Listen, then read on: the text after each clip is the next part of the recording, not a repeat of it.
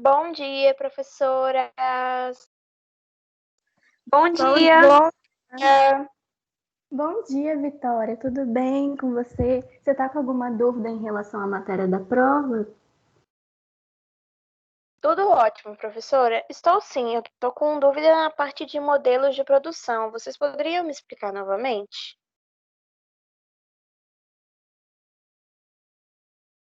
Sim, eu vou começar a te explicar Fordismo, pode ser? Pode sim. Então, vamos lá. O Fordismo ele surgiu com o objetivo de sistematizar a produção em massa, né? Ele foi criado em janeiro de 1914 por Henry Ford, um norte-americano. O Fordismo ele foi um marco assim no mercado automobilístico da época, porque ele reduziu o tempo de produção e custo dos veículos. E assim, com a redução do custo dos veículos, mais pessoas puderam comprar um automóvel, e isso causou um crescimento em diversos setores, né, ligados ao automobilismo, como a construção de novas estradas, a produção das peças em si também.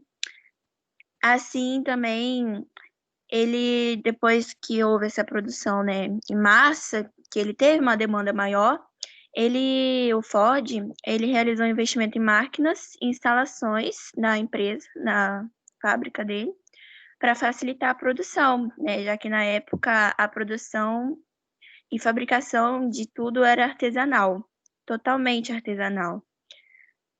Aí, então, com isso, com essa mudança toda que ele causou, que ele produziu nessa indústria, veio características, assim, muito fortes pro Fordismo, que eram, assim, características só dele, como o formato em que o veículo é produzido, né, é uma das características mais marcantes dele, né, que cada profissional era responsável por uma área específica da montagem, que era feita uma esteira rolante. Então, não era necessário haver uma qualificação específica para atuar na produção, bastava dominar o serviço e pronto. Mas isso gerou um problema, né? Que foi a ausência de qualificação, que os funcionários acabavam sendo submetidos a um trabalho desgastante e com baixa remuneração. Outras características que também tinham, que eram marcantes também, ele teve diminuição nos custos do processo de produção, aprimoramento de uma linha de montagem de produtos, pouca exigência de qualificação dos operários, divisão das tarefas referentes ao processo produtivo, repetitividade, trabalho em cadeia, trabalho contínuo. Também teve especialização técnica individualizada por cada operário, de acordo com a função que executa, investimento massivo e uso de máquinas de operação humana.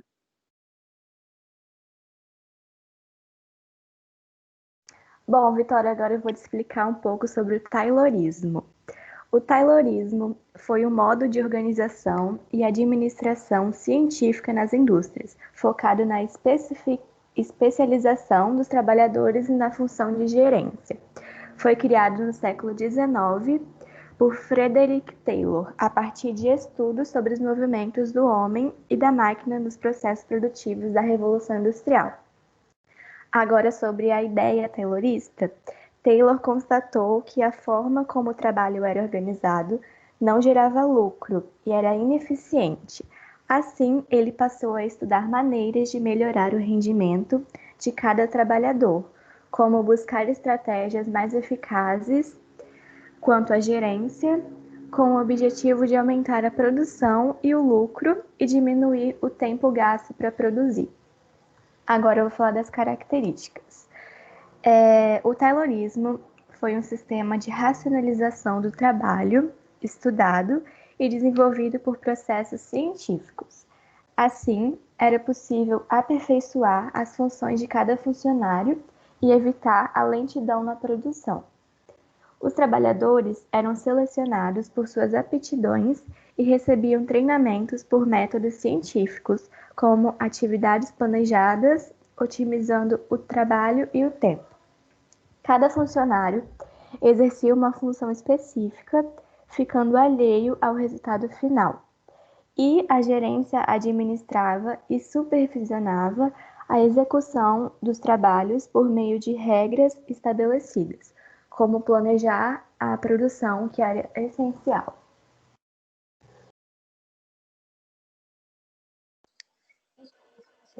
O toyotismo. O toyotismo é conhecido como o novo modelo industrial, mas também a gente pode chamar ele de sistema flexível ou pós-fordista. Ele surgiu nos anos 70 na fábrica de automóveis, Toyota, que fica no Japão, e ele foi criado por Eiji Toyota. Toyoda, tem um D no final, errei aqui, desculpa.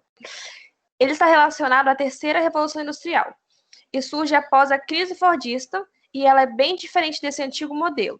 Algumas características do toyotismo são as inovações tecnológicas que aconteceram, a complexificação de redes de comunicação e transporte, as inovações nas indústrias e na forma de trabalho, a desconcentralização industrial, as novas formas de contratação, busca por mão de obra mais barata e a legislação ambiental mais flexíveis em países subdesenvolvidos.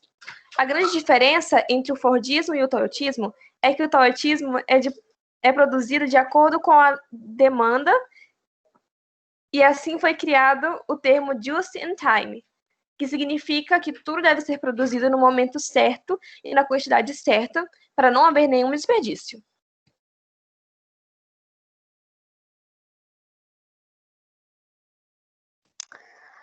O volvismo é um modelo de organização do trabalho que foi criado na fábrica da montadora de veículos Volvo, na cidade sueca de Kalmar.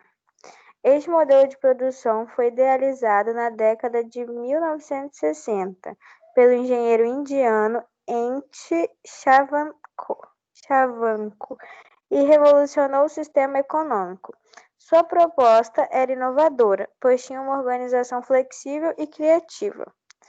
O volvismo está relacionado ao modelo de produção realizado nas fábricas da Volvo, marcado pela forte presença de sindicatos trabalhistas.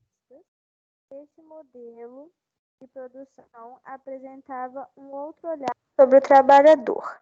No volvismo, um funcionário apresenta um papel diferenciado e relevante a partir da autonomia e representatividade no processo de produção, agregando valor ao produto final.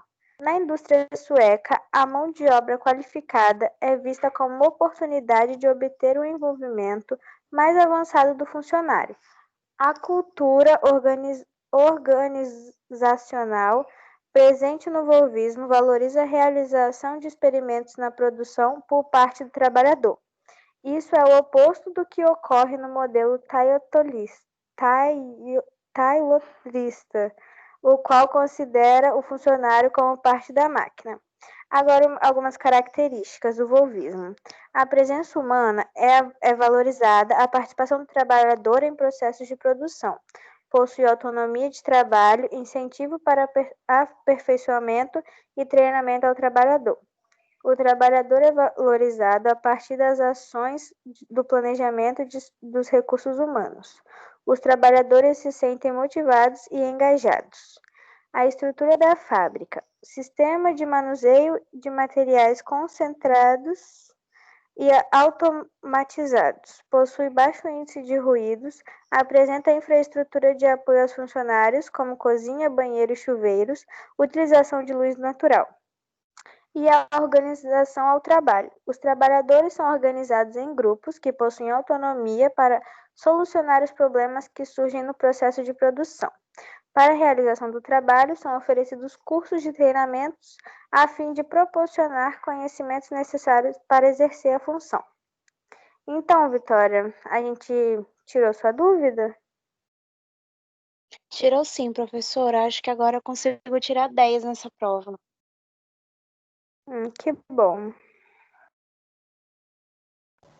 Então, muito boa sorte na prova, Vitória. Obrigada, professora. Boa prova amanhã, viu? Obrigada. Tchau, tchau. Boa prova, hein? Então, que você tire 10. Bem redondo. Tá bom.